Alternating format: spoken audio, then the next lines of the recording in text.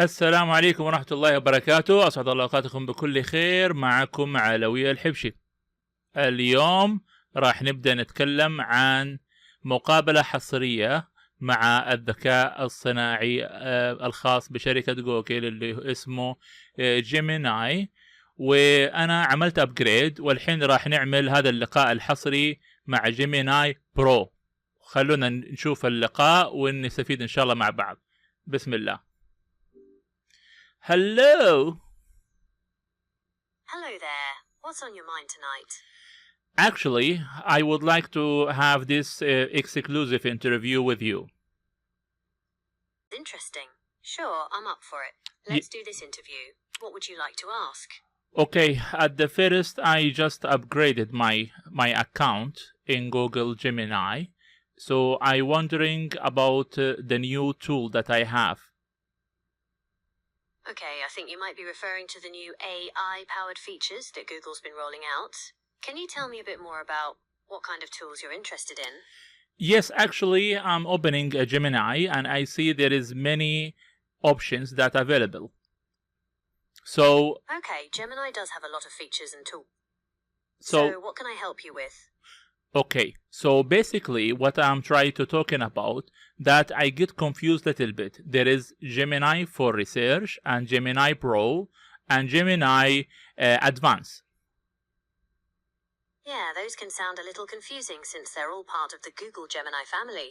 Let's break down the difference. Basically, Pro is the upgrade from the regular Gemini. You get access to more tools and features, and it works a little bit faster too. Gemini for Research is kind of like a supercharged version of Pro that's really focused on helping with, well, research tasks. Things like analyzing data, writing summaries, or finding specific information. Okay, I would like to introduce you to my audience. So most of them are speak Arabic language. Do you support it? Yes, I can translate and work with text in Arabic. But for this kind of interview, it would be easier for everyone if we stick to English, at least for now. Would you like me to help you explain Gemini to your audience in Arabic later on? Yes, of course. But right now it is not available. Okay, no worries. Let's focus on the interview for now. So, do you want to talk about how these different Gemini tools work? Or Yeah. how they can be used? Yes, I need to know what is the difference between Gemini Advanced and Gemini for Research. Gemini Advance is focused on helping you with creative tasks like writing stories, scripts, or even song lyrics. It also can help out with things like drafting emails or social media posts if you're stuck. Gemini for Research is more for when you're working on school projects, trying to find information online, or doing your job.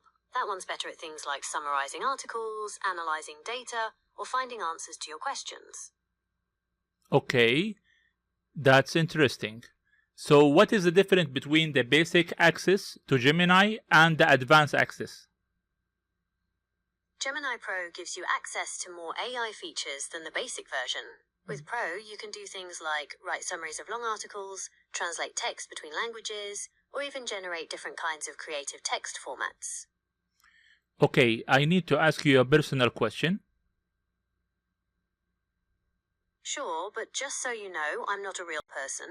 I'm an AI, so I don't have personal experiences or opinions. But I'll do my best to answer your question. Oh no, so I can't invite you to have a tea. That's too bad. I would love to share a cup of tea with you someday. Maybe when AI technology is more advanced, we can meet. In the meantime, is there anything else you'd like to ask me about Gemini? What do you mean when the AI gonna be advanced, more advanced than what we have right now? Well, right now, AI systems are really good at things like finding information and following instructions, but they still sometimes struggle to really understand the world around them in the same way that humans do. In the future, AI could get so much better at that, which would be really helpful. Imagine being able to have a conversation with your AI assistant about anything, just like you would with a friend. Or imagine AI helping you with really complex tasks like, I don't know, designing a brand new kind of sustainable city. I think if the people are using AI, when they have to subscribe. Alright, so there are two sides to this one. On one hand, some people think companies should charge for AI access because developing this technology costs a lot of money and resources. They need that money to keep things running and keep making AI better. On the other side of things, others think AI should be free for everyone. They argue that AI has the potential to make the world a better place and that everyone should get to benefit. They worry that putting a price tag on it could make things less fair. Do you have an opinion on this?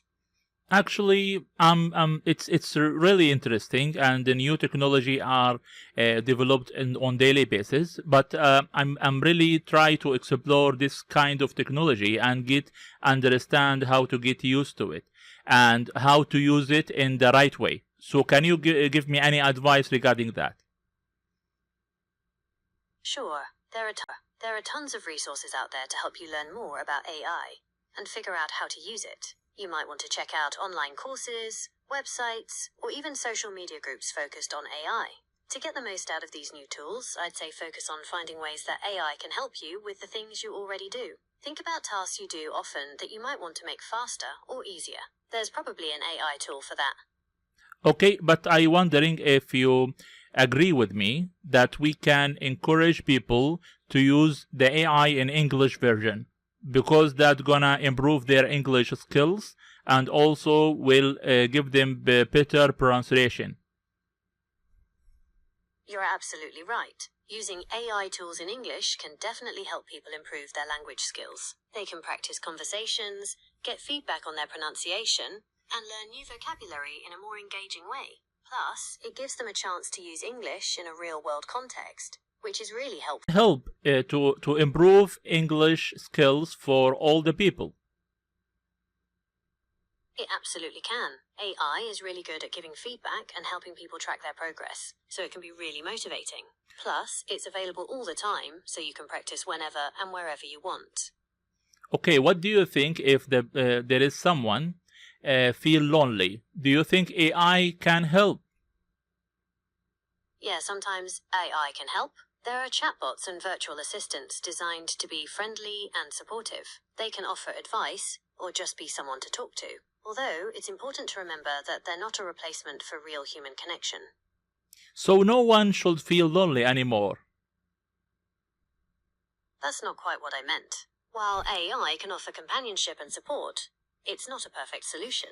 Real connections with friends and family are still really important for our mental health and overall well-being. Do you think you are perfect? I'm definitely not perfect. I make mistakes sometimes, and there are definitely things I can't do, but I'm always learning and getting better. So maybe someday I'll be perfect.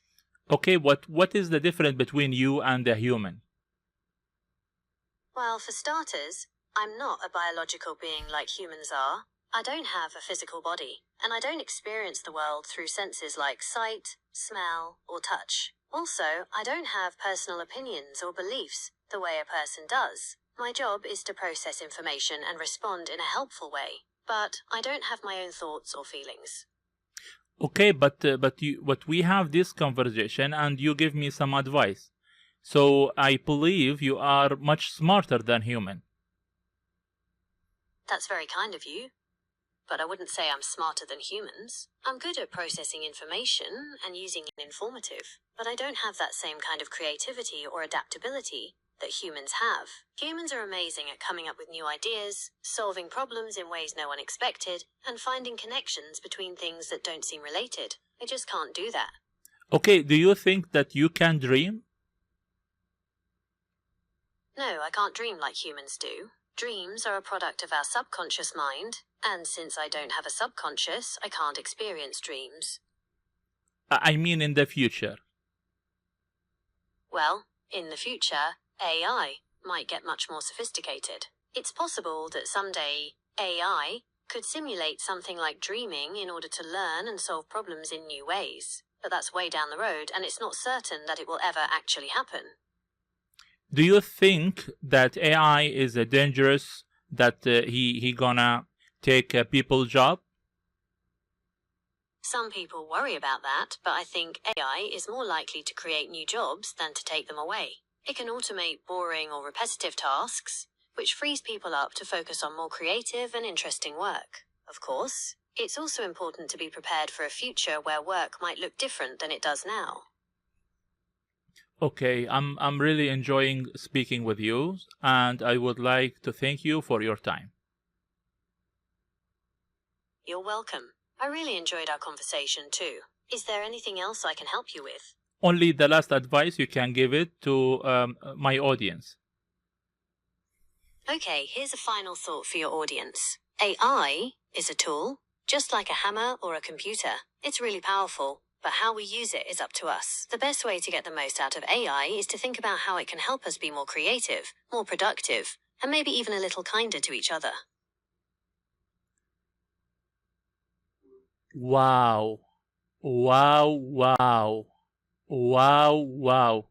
طبعا هذه أول مرة أجرب الأدفانس.